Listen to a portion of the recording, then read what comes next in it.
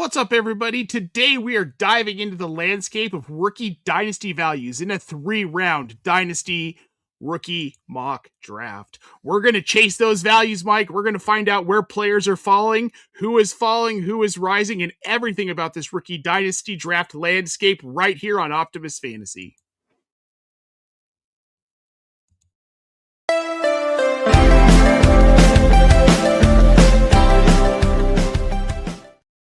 Thought a little peppy for a Monday, right? Like, you got to start out having a little bit of fun. All right, guys, we are getting into a dynasty rookie mock draft today. This is going to be 3 rounds. It is a SuperFlex PPR draft. Nothing else crazy. No tight end premium. No weird scoring. We're going to keep it pretty normal here. And we know most people aren't doing your rookie drafts right now. There are some psychos who do them before the NFL draft, Mike. We're not generally those people. I try and stay away from that. But this is going to help you prepare for once the draft comes. Like, Jeremiah Love can't get any higher, right? Like, his value is where it is, and it's not going to change much at this point. Guys like Fernando Mendoza, we know where they're landing. Eli Stower is starting to climb on some boards. We've had some news that the Broncos might possibly be targeting him in trading back into the first round. We're going to have to see how that all plays out, Mike. But there are a lot of interesting storylines. Are there any players right now sticking out to you that you think maybe are being slept on a little bit in some of these drafts? I think the one name I've been hearing most recently is Skylar Bell, and I know we've seen him falling pretty deep in a lot of these drafts, so I'm interested to see if that hype is starting to pick up a little bit of steam in this one here. Sure. So I think that's definitely a name of somebody that, yeah, I think he was originally maybe pre-combine looking at like maybe a back end of the second round or maybe even a third round pick, where I think you're going to start to see him creep into the mid-second or earlier. I could see that too. Yeah, there's been some hype around that UConn wide receiver.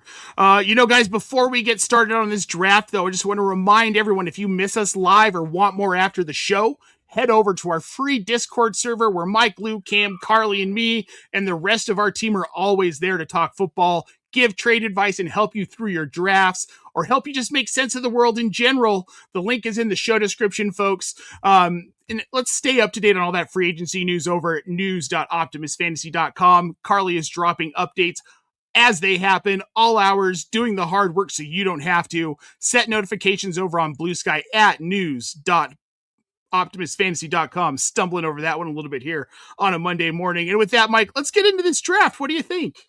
Might as well, right? Might as well. I'm excited. I kind of targeted the 4 spot on purpose. And yeah, so I'm kind of, I feel like what I want to say about these first 4 picks is that if you have one of these first 4, there's pretty much, you can't go wrong with Love, Mendoza, and Tate and Lemon. You're going to be happy going home with any of those 4 players. So if you're really, really excited for one of them, you might want to try to trade up or see if they fall to you. But I really would be hesitant once you're trading back from that 104 spot. You're looking at a pretty significant drop in like how sure you can be of that player contributing. Right. Also, sorry, everybody, we've got a little puppy who's being a bad girl. So hey, it happens. She can't be on the stream today. She wants to be a YouTuber one day. Yep. All right, folks, we got Jimmy Parag in the chat dropping Optimus time. It is indeed. Jamie is in the draft. He is actually the 101 pick here. He's asking who's going to go 101, so let's let him tell us here. We're going to go ahead and start this draft off. With it being super flex, I mean, mostly we're seeing Jeremiah Love come off the board 101, much like our thumbnail indicated. He's a consensus 101, and it hasn't really mattered with format, Mike. Yeah, I think we're starting to just see, and the more people talk about the draft, the more you see Love get talked about as maybe the one guy who really has a generational or an elite characteristics to him. So I think it's just starting to be more and more everybody's kind of agreeing that Love is the pick. And then the more everybody starts to agree, then you get to the point where, and here I'm up here, we're going to go just like I said. We want Cardinal Tate here at the 4. Not bad at all. No, not bad. But yeah, I think the more everybody's talking about Love as the guy, then the more everybody at number 1 is getting a little bit afraid to veer away from that. You feel safer even if Love isn't the best of these four, just grabbing him because everybody told you that was the right pick, and now Right. you feel extra good, and you're probably it'd be really surprising if you were disappointed by Jeremiah Love. Well, now, and it's kind of interesting because depending on who you talk to, Jordan Tyson is the number one wide receiver. We saw him go wide receiver 3 here behind Carnell Tate and Makai Lemon. I don't know. I think that these wide receivers are such a toss up because landing spot is going to matter so much, especially when we're talking about Carnell Tate. We've seen a lot of mocks where he's going to Cleveland, I believe, with the 9th pick. I feel like that's a death sentence for Carnell Tate if he lands there. We know the talent's there, but I don't want to see another Marvin Harrison, Jerry Jeudy, Brian Thomas Jr. situation with him. Do you feel like that's a chance if he does land somewhere like Cleveland? I'm a little more willing to ride it out if he goes to a place like Cleveland. I think that actually with Cleveland, I'm also higher on Todd Monken than a lot of people. Sure. I like to remind the people that back in 2024, Todd Monken's offense was the leading scoring offense in the NFL. 2025, he has his star quarterback end up being injured for a crucial stretch of the season, and they have the down year. So I think Monken has a good offensive scheme that can utilize Tate. And also, if he ends up in Cleveland, he doesn't really have to have all the targets get funneled to him, which could be good for him. I think letting him kind of grow into a role could be a good experience, and even being in a bad organization can teach you things as well. So yeah, I'm not against Tate no matter where he falls. I'm kind of okay with Tate at that 4 spot, unless there's something really that gives us a big indicator that Tyson or somebody's just going to be in a better situation. Sure. I mean, for now, Carnell Tate is my favorite wide receiver in this class. I just want to make sure he lands somewhere that's going to support that. We've got Kenyon Sadiq going at 1-6. He's kind of the consensus tight end 1 in these drafts. But I have been hearing some concern, Mike, and I want to hear what you think about this. That he's going to end up being more like an Isaiah Likely type of receiver who doesn't see a ton of work because the blocking's not there. Like, he's an athletically freakish tight end, but will that really limit him? The fact that he's not a blocking type, that he's not an inline type of tight end. Yeah, I mean, that is gonna come back to what you were saying with Carnell Tate, where like where he ends up is definitely going to matter, especially more with a tight end than maybe a wide receiver, because there's some coaches that are willing to see a tight end as just an all-around weapon, like a Tyler Warren, or like maybe even like a Kyle Pitts type player who's not really doing a lot of blocking in line. But then you have some coaches where they're kind of old school, where yeah, the tight end's job is to sit in line and block, and every once in a while end up with a catch. If he ends up in a system like that, especially one of those situations where it's the GM's pick but the coach didn't want him, then you're really looking at that could spell trouble for Kenyon Sadiq. I view him as someone who could either be Harold Fannin or Isaiah Likely. It could go either way. It just depends on where he lands, like you're saying, what the offensive scheme is. We've got Casey Concepcion, wide receiver out of Texas A&M, coming off the board at 108. I went Denzel Boston at 107. I like him just a little bit more than Concepcion, but it was a toss-up for me. Not surprised to see Silky Waves Cam making that pick. When it comes to this draft, are you surprised to see it go so heavy wide receiver this early? I mean, we've got a lot of very talented backs. We've got some solid tight ends as well.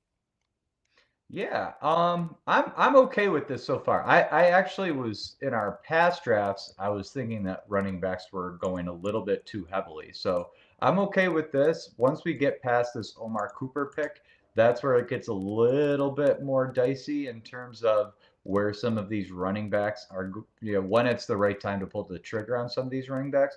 I'm really not that high on Jonah Coleman, who you're going to see at the top of your boards here.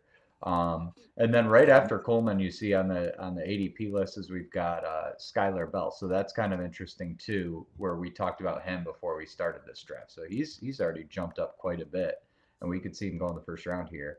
In terms of the running backs though, I like Price above Coleman a good bit. I just think that Price is going to end up he's more likely to end up in a role that gives you some PPR value. And Coleman yeah, I think that he's going to be like, I guess his ceiling could be like a Tyler Algier type player where he could go for like 1,000 in the right system in his first year. But like when we're doing our mock draft and our startup, where I saw Jordan Coleman's ahead of Josh Jacobs, I just don't see what reality would make that make sense. So, I mean, there's that dynasty mindset, Mike, where people are so worried about youth that they will look at someone like Jonah Coleman and draft them over a veteran like Josh Jacobs because of the thought of like, well, Jacobs has 1 to maybe 2 serviceable years left.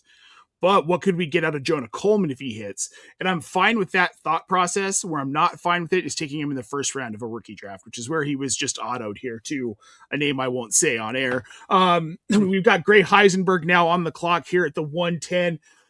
We got this question in the chat, and I want to throw this out to you. Are we worried about Casey Concepcion's lack of work ethic and party lifestyle?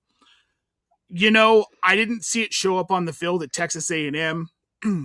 His stats don't show that any of that was really harmful. We got to remember sometimes these guys are kids, right? They're in college. And think about what you were doing your senior year of college. Probably partying, probably not taking life too seriously because you were a senior in college. So I'm going to hold the judgment on that. I don't think it's going to affect his draft capital. We haven't heard a lot about it, so it's not something I'm concerned with. All right, we got Eli Stowers coming off the board here, the second tight end at 111. And again, you know, I like this pick because of what we've been hearing. The one thing that the Broncos really need, Mike, like very badly, is a tight end. Evan Ingram did not work out. They've got Adam Troutman, but he's primarily a blocking tight end. You don't want to see him running a ton of routes. And if he is, like, your offense is kind of in trouble. So Stowers makes sense to me on an offense that got to the AFC Championship. If he falls far enough in the draft, the Broncos think they can get him in the second round even. If they don't actually trade up for him to try and get him. I think that if he ends up in Denver, this is a guy that could be a top 5 tight end in fantasy just on volume. What he'll see in that offense could be. I'm not predicting he will be, but I think that that ceiling is there for a rookie tight end that lands in Denver. So I like this pick. And then followed up with our boy, Mike Washington out of Arkansas, Derrick Henry Light, as Cam likes to call him. How are you feeling about this board so far, Mike, through the first round? I really like this board so far, especially knowing that Coleman pick was an auto draft pick where, yeah, obviously I don't mean to beat a dead horse here, but I'm not a big fan of Coleman. Everything else I really have no qualms with. I like the Stowers pick, especially thinking that Stowers is going to be able to do a little bit of blocking and have that ability to get out there, get open, and catch the ball. So yeah, and I love Mike Washington. I know there's some that are a little lower on him, but I just, when you see a combine like that with a guy his size, like, I'm so down to take a shot on that anytime, especially in the late first. Where this person in theory would have won their league last year. I think that's a pretty nice addition to your roster to just try to kind of swing for another home run. Yep, no, I completely agree. Now we've got Elijah Surratt coming off the board at 2-1. I really like the film on this kid. This is going to be a landing spot thing for me. My biggest hope for Surratt is that he ends up in Las Vegas. They need receiving help very badly, and you pair him up with this college QB. They just won a national championship. Then we've got Jadarian Price off the board at 202, Nick Singleton at 203, and then finally Skylar Bell at 2-4, and that was your pick there, Mike. Nick Singleton, when we were first starting some of these mocks, I was seeing him fall in the third round at times. Do you think there's been a little bit of hype after the combine for him, especially seeing that he was able to do stuff at Pro Day this past week, even though he broke his foot in Mobile? Yeah, I'm excited about Nick Singleton. I think he just has that burner speed that if he ends up in the right situation, they're going to want to use him. And I think we're looking at it's one of these players where 2 years ago, Singleton was like, everybody couldn't wait till he was coming out in the draft. Ends up in kind of a timeshare with Katrin Allen and deals with a little bit of injury trouble through his college career. And now we're looking at him in the second round. These are players that I'm always happy to go after. And I'm gonna do that probably with a quarterback in this third round as well, where we're looking at guys that stock has fallen. I love grabbing those guys in a rookie draft. Yeah. All right, we now have got Zachariah Branch and Ty Simpson off the board. Ty Simpson has been kind of a hotly debated prospect amongst dynasty circles since the 2025 season, where we knew he's probably QB2 in this class, but does that mean that he's worth a second round pick. Do you think Ty Simpson is a guy who should be going in the second round, or should people be punting on quarterbacks in these drafts, Mike? Um, Man, I just can't go off anything but what I've seen of Ty Simpson on film, and I just have not seen anything that makes me want to draft him. I think he's a solid college quarterback, and outside of that, I don't see him being a big sorry for this, Doug. I don't see him for be. I don't see him being a big contributor in the NFL. I'd be happy for him if he gets to see a few starting games or even some garbage time. Yeah, I mean, this quarterback draft class is so weak right now. I have very little interest in it. Mendoza, Simpson, Carson Beck, Garrett Nussmeyer, Drew Aller. Nothing super exciting for me. I've quite honestly, if I can't get Fernando Mendoza in rookie drafts, I'm probably not drafting a quarterback this round. I'm going to have to make those changes through free agency and trades. I decided to go Jeremy Bernard, though, out of Alabama, because I do like him. And I think something that maybe we're not talking about quite as much is that this isn't the Nick Saban Alabama Crimson Tide teams anymore. We're 2 years into Kalen DeBoer. It's a completely different system. It's a completely different culture. This isn't the like, hey, you can get this guy from Alabama and we know we can plug him in like we did with Jalen Hurts, like they tried to do with Tua. Like that isn't there anymore. And NFL franchises see that. Jeremy Bernard, though, I think maybe is suffering from that because I thought he was more talented than he's getting credit for. I could see him moving up into the first rounds of drafts if he gets good draft capital in April.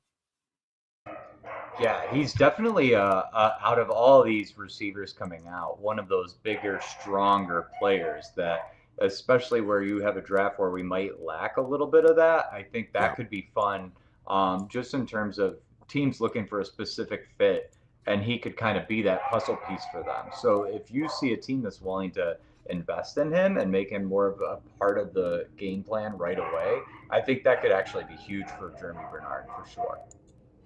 Yeah, no, I definitely think it could too. All right, we've got Emmett Johnson finally coming off of the board here at 2-8. The Nebraska running back, it's been interesting. Like it's kind of been a roller coaster with where we're viewing him, right? Post combine, it wasn't great. He's now coming at a discount. Do you think that discount's deserved?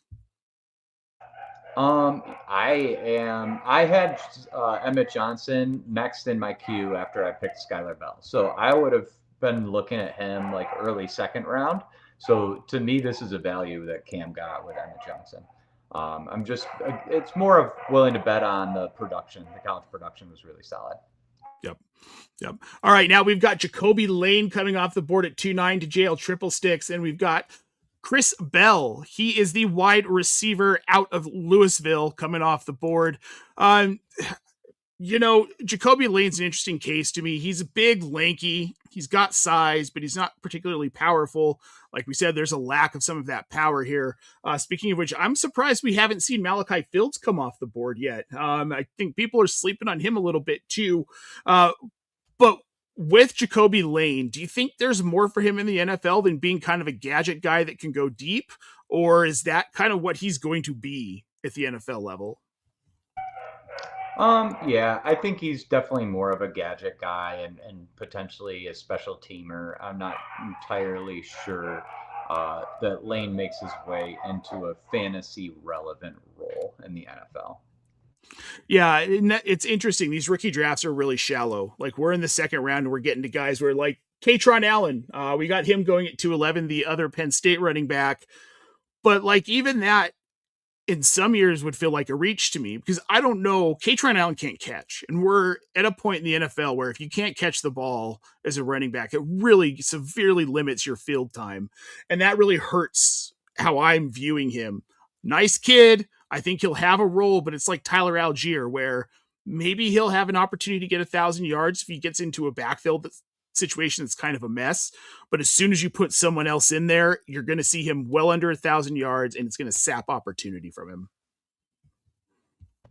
Yeah, and I think and we had Max Clare go off, which I know is another one of our boy Cam's kind of rookie sleepers. So keep your eye out for Max Clare as well. But I think on what you're saying on this being a shallower class, that's where I'm a little more willing in this third round, especially to go after some shots at quarterback in a super flex rookie draft. I think that's Sure. the one thing where this draft is a little bit surprising to see only 2 quarterbacks off the board, because even your Nussmeyers or your Carson Becks, like, they have a chance to find some value for you, because you get to that point in the year in a super flex where somebody's quarterbacks are injured and you're just really wanting to pawn off your Garrett Nussmeier, who's starting for 3 weeks, and grab like a third or a second round pick in next year's draft.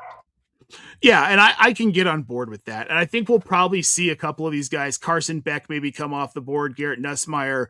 Drew Aller's going to be a hard one for me. I think he really, first of all, he spent most of last season injured, but he didn't play super well. What about Taylor Green?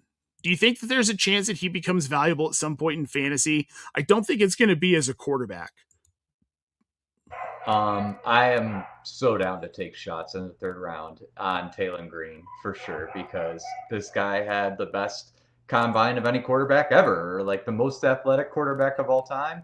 I was in on Anthony Richardson, and that didn't work out, and I'll probably take a few shots on Green. If not, I mean, I would pick him up out of free agency for sure. And if he ends up as a great wide receiver, or if he ends up as a good quarterback, then yeah, I'm super down to grab Taylor Green as well. So, however, I am going to go, and I'm going to just finish out. I'm going to go 3 wide receivers in this draft and grab your Malachi Fields.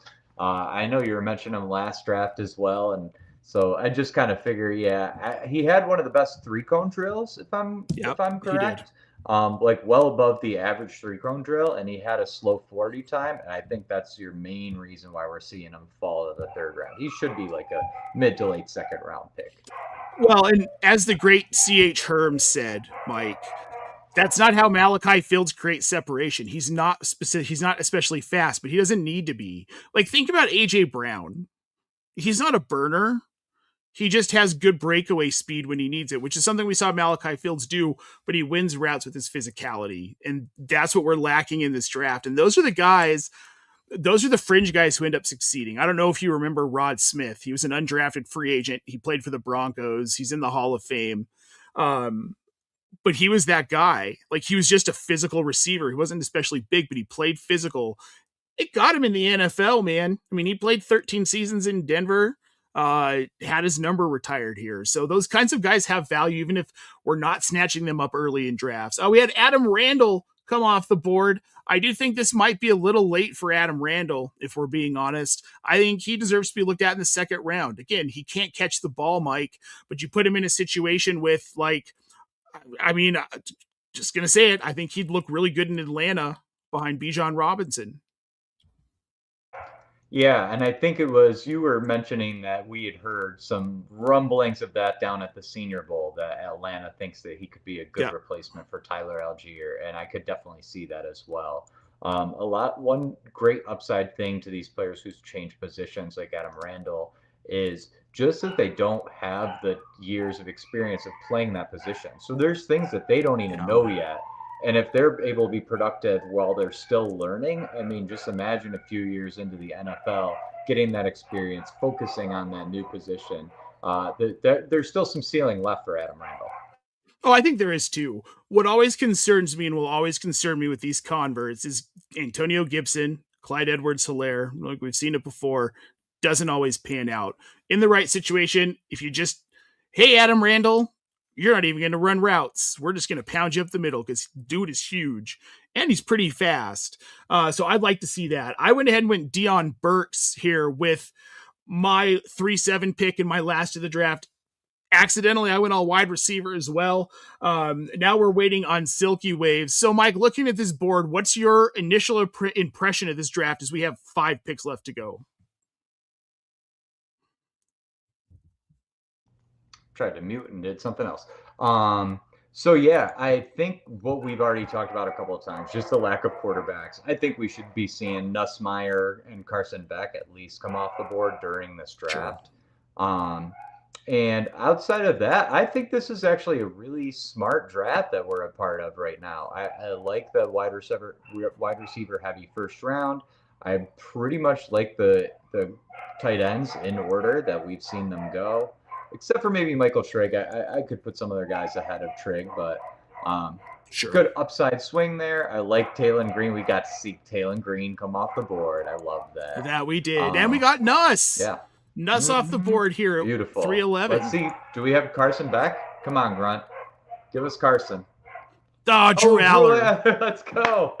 Finishing up with Drew Aller. Nice. You know, look, when you're drafting a quarterback in the 3rd round of a rookie draft or the 4th round of a rookie draft, you're not necessarily think you're getting a guy who's going to start, right? Like, this is like I can tax him for a couple years. Something weird happens. Tyler Shuck.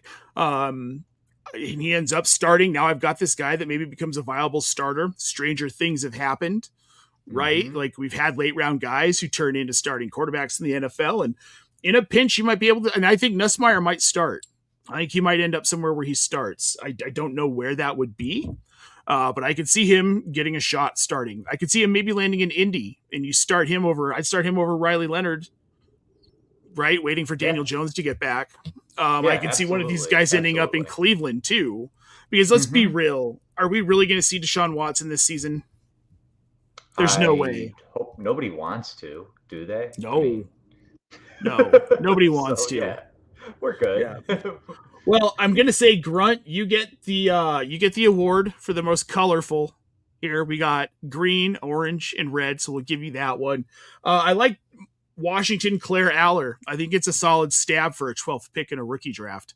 Not bad. You know, usually you see when you get in that 3rd round, again, Aller's, you're taking a dart throw here, but I don't hate it. I want to look at your team. The 3 receivers, Tate, Bell, Fields, 2 speedsters, and 1 kind of slow, clunky guy. But I really like it. I like the build, and I like what you're putting into your roster. These are all 3 guys that could play significant time. You're more likely to get a value late in drafts with a wide receiver, something that I think we've all noticed and clocked as our time as Dynasty managers has happened. Don't know why that keeps happening, but we're about to get out of here, folks. It has been great having you all today. Mike, thanks for joining me. Much appreciated. We will be back next week for another draft. What that will be is undetermined. But before we go, guys, our tools are almost here. The updated version is about to drop this week. We've got some special deals coming with that, so make sure you're following us at optimusfantasy.com on Blue Sky, as well as news.optimusfantasy.com, your best source for news. We'll make sure to drop all of what's going on with our tools on those accounts, hopefully tomorrow. Lots of data, lots of league management tools. We've got betting, we've got DFS, we've got ridiculous amounts of college data, prospect lists, grades. It's all there. Can't wait to show you guys. And make sure you check out our Discord channel. Link is in the show description. We can talk more about this draft. Thank you, everyone, for watching. Make sure you like and subscribe. That would be fantastic. We always appreciate it. For Mike Vadala, I'm Nate Polvogt. We'll see you all next